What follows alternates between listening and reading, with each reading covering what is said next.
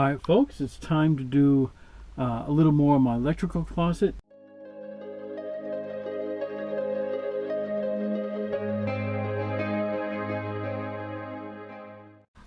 Alright, this is how the closet is currently set up. Obviously I have not put in the appropriate shelves yet because I was not ready to do so.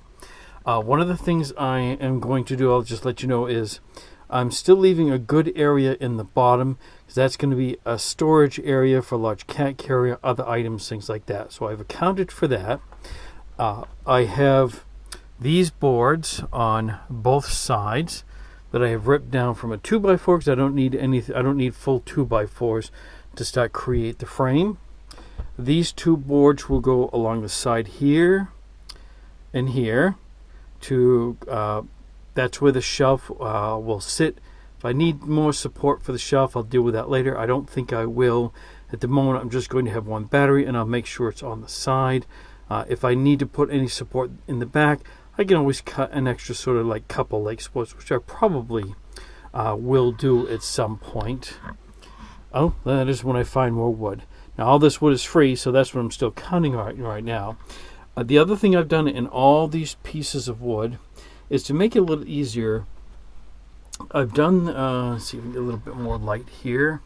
I pre-drilled all the holes and then created a countersink because the screws I found are either way too long or too short, and I just need these to be held in because the top part is going to form the basis for what my door will attach. Now this up here, obviously, even when this goes, well, I can't push it in right now while I'm holding this, but there'll be a slight gap here because down here it's further away, which is perfectly fine because my intent is to have some kind of airflow that will come in from the bottom.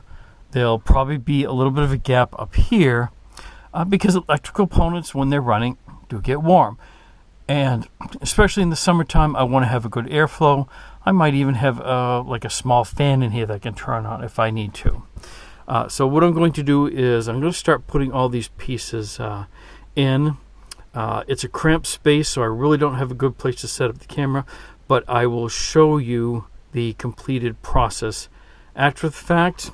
I'm hoping that some of the explanation I did here will give you a good idea of what I'm working on here. Alright, so here I am so far, but I have these side pieces now secure. The wood shelf is in. These are secure going all the way up.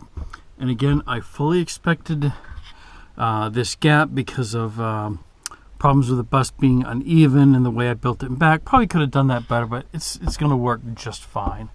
So the last thing I had to do was also cut a groove in the shelf so it's not pressing against the 30 up. So what I'm going to do next, in the next part of the video, I'm going to mark where these hinges are. To make it a little easier drilling in, I'm going to pre-drill a very small starter hole in here.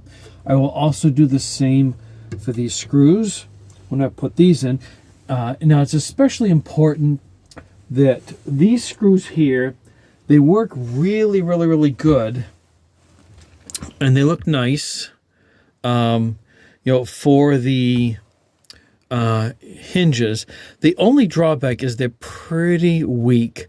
They do not have the strength on their own to go into this wood unless I pre-drill. Now the second thing I'll have to account for is this wood is slightly warped. So I'll explain what I did here and why I did it on the center. Initially I was just going to have two hinges, which would be plenty if the board was even. Where this warped out, I wanted to find a way to keep this in flush with the rest of this. So what I did is I pre-drilled holes here, and when I used these screws, I put each in, I started them, and then little by little tightening up, screwing in each one to bring this wood closer, because on their own they wouldn't have the strength.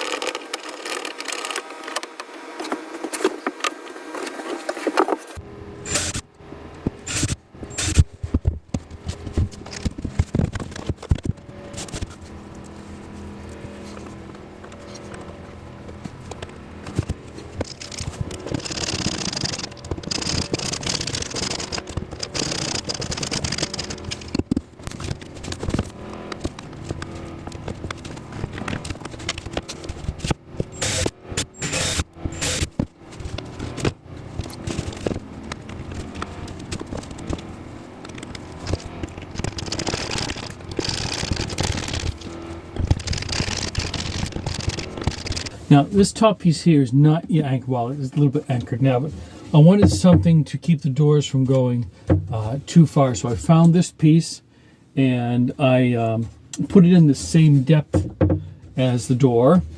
I've already drilled 3 holes here using a drill bit to let these go through because I don't want these pulling on this.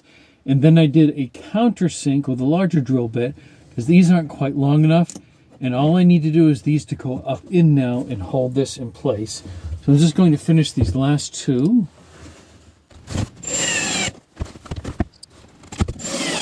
All right, I'm working on handles next, and I did find one that I wanted to test to make sure that it worked pretty well. It's this. Again, this is some leftover stuff that my dad had in the workshop, so I had to find the pieces I need. Now, these screws I found that fit this aren't quite long enough to fit through, so I'm going to drill a hole. I've already marked it, and then I'll need to do a little bit of a countersink so that this will go into this and hold in that nice and tight.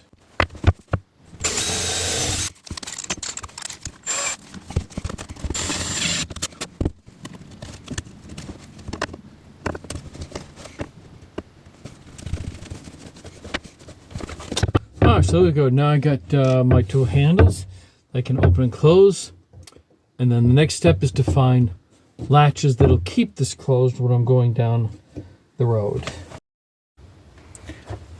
All right, folks, let's do the wrap up on my electrical closet setup. I've decided at this point, if I stain it or do something, maybe in the future, it's completely optional because nobody's going to see this. It's out back. And again, all it's meant to do is just keep pets out of the electrical closet.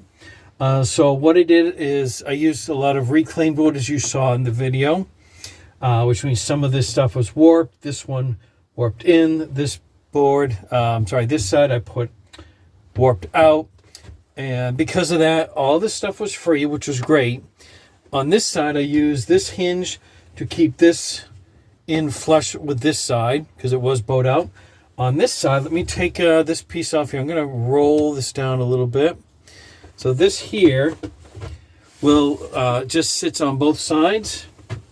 It just simply lifts out like that. That was a little hard to see with me in the way, but I think you get the idea. And so if I need to get into this closet, I can do so to turn things on or off. The breaker's set up on this side here. You'll see this little strip of wood so that when this closes, it goes against that wood and it keeps this part bowed out. I found these door handles. These were also free. And these pieces down here, each of these, I just cut a groove out that was the same depth as this. So when I slide this in, I'll see if I can stay out of the way. I would normally do this with 2 hands. Slide down in there. It works just great. The reason I did this instead of like some kind of like magnet setup or like a little pressure hinge, not pressure hinge, but pressure connects inside is that when I'm going down the road, I wanted this to be as secure as possible. So that was my reason for doing that right there. All right. So folks, I hope you found this video helpful, if nothing else, entertaining. Don't forget to like, comment, subscribe, and share.